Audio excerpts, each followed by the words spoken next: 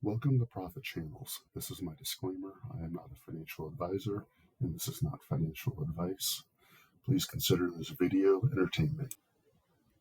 Today I'm going to talk about Kinder Morgan. It is KMI, around $27 right now. It's September 10th at 11:20.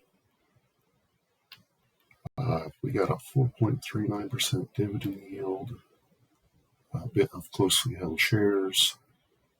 So that's skin in the game. Price to earnings is a little higher than industry average than I like, but price to sales is good.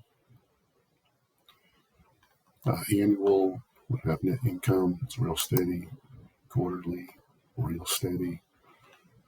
They operate natural gas pipelines, product pipelines, terminals. So mostly United States. Annually, they're cash flowing. Quarterly, also cash flowing. It's not a ton, but it's there. Short term, our liabilities are more than our assets, which we never like. But long term, this looks fine. If I look at the statements here annually, our revenue is $17 billion in 21, then $19 billion in 22, 15 and 23, so it's going down slightly, 15.07. But if we bounce down here to the net income, you can see our net income is $2.6 billion, which is the most that it's been in recent history. So despite the slightly lower revenues, we are having our best net income so far. If I look at this quarterly, here we go. We got, these last two quarters are our best quarters to date, at least what we're showing here, going back to 22. If I go to the balance sheet, and basically I want to look at receivables, and our receivables are, this is annually, they're kind of in line. I mean, it's lower than 22, 23, and 21. You never want to see accounts receivables getting out of hand. If we look at our liabilities, our total liabilities are actually going down from, 48 billion in 2014 to now we're down to 39.5 billion. So that's a nice long-term trend.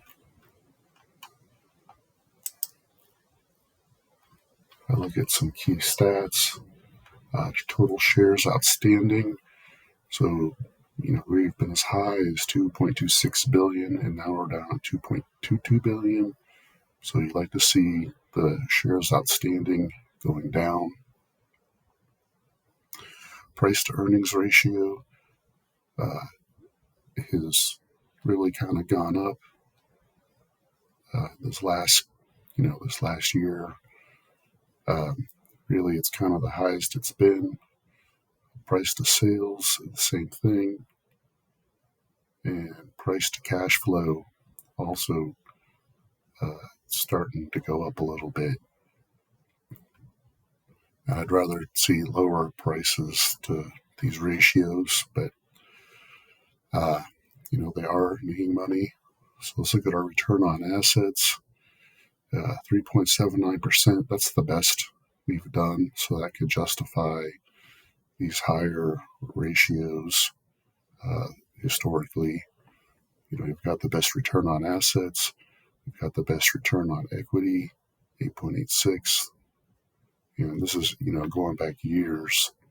Return on invested capital, 4.45. So they're really killing it. This is currently the best that we've had. Quick ratios. So quick ratio, current ratio, you'd like to see this be 1 or bigger. We saw in an earlier slide that the current liabilities are bigger than current assets, but from 23 to 24 to current, they are going up, which is a good trend. See the quick ratio and the current ratio. So we'd like them to be bigger, but they are trending annually in the right direction. Debt to asset ratio is pretty flat. Debt to equity is, pretty flat, medium. Long-term debt to assets ratio. So we want to see these be smaller. It's about average. And long-term debt to equity, it's right, it's about average. All these are about average year over year. Revenue per shares are up. It's been higher in 22, but it's bigger than 23 and 24. Cash flow is trending down a little bit. Cash flow per share. If we go to the forecast, we've got 20 analysts, 9 strong buy, 3 buy, 8 hold, anywhere from 3% to 40% increase. If I look at the S&P 500 divided, or Kinder Morgan divided by the S&P 500, we've been moving in this channel. We're bouncing off our moving averages.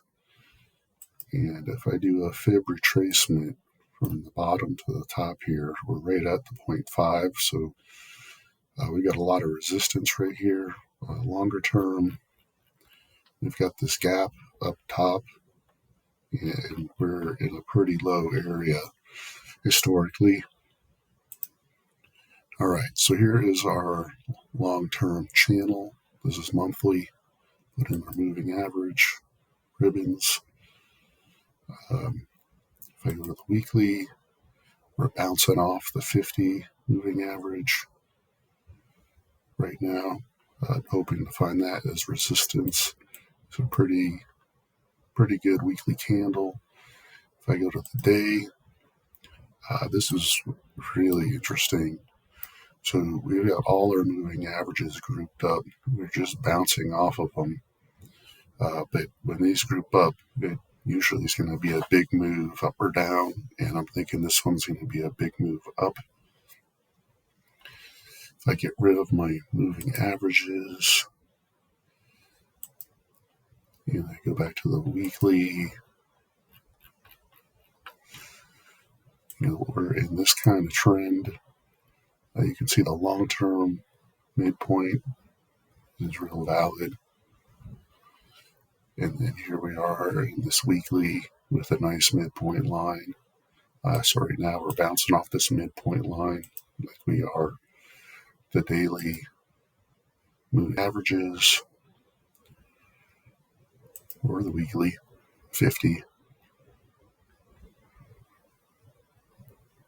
Right, hide that. If I were to, let's get rid of this one. I don't want to have too much on here. So currently we're in this downward trend channel. Okay, midpoint. But we have, let's go to the daily. We're kind of pinching in here like this. And if I were to take this line, let me get rid of these and make it a channel. We got what looks like could be a new channel here forming, working our way up on the daily. It's got a good midpoint line, and we're just bouncing off the bottom. And if I look at this, let's just look at this on the 30-minute. We do have this gap down here around 2660, so I think that would be the entry point I would look for, but don't take my advice. Back to the daily. So I can do a daily fib retracement, and we're banging off between the 0.5 and the 382. If I go to a weekly and I do a fib retracement longer term, so from that bottom here to the top, we came down to the 618. Now we're up at this 382.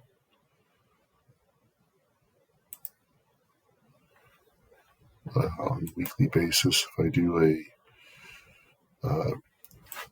Fibonacci extension from the bottom here to the top to the bottom, again, we're off this 382.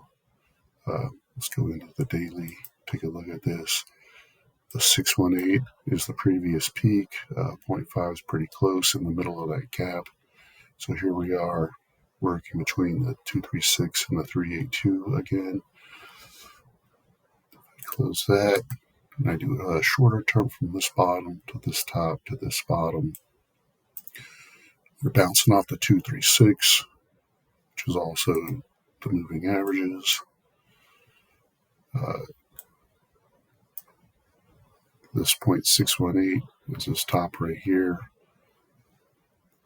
All right, so let's jump over to the monthly parabolic SAR and super trend. We've got mixed signals here.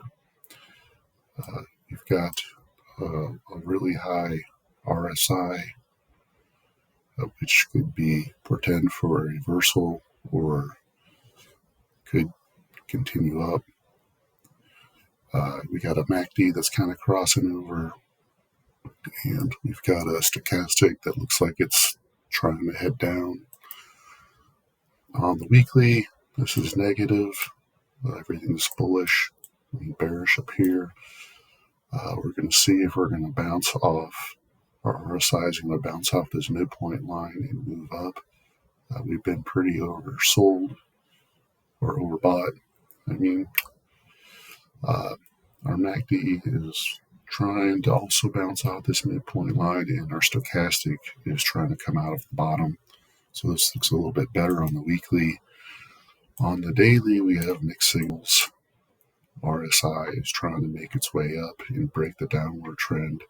Same thing with the MACD. We've crossed over with bullish histograms, and stochastic is moving up, and in the short term, we still have room to go. And finally, on the monthly RSI Bollinger Band, not enough data. Money flow's headed down. Squeeze momentum's headed down. Our ADX is pretty high, so I think we've just run out of our uptrend. On the weekly, we've been outside of it. We've got a negative signal. We're back inside the Bollinger Band. So money flow is headed down. Our squeeze momentum is becoming bullish, and our ADX is saying there is no trend as we cut sideways. Daily, our RSI Bollinger Band is squeezing together, which usually indicates that we're in a breakout one way or the other. Money flow index is moving up. Squeeze momentum is just trying to get positive. I think there's a wee bit of green here. And our ADX does not have a pattern. So again, if we go back to the 30-minute, I kind of like this one in general. I think this is the spot right here, but I could be wrong. If you like it, give me a thumbs up, and leave a message if you want me to look at a particular stock. I'm looking for some ideas. Subscribe, thumbs up, thanks, talk to you later.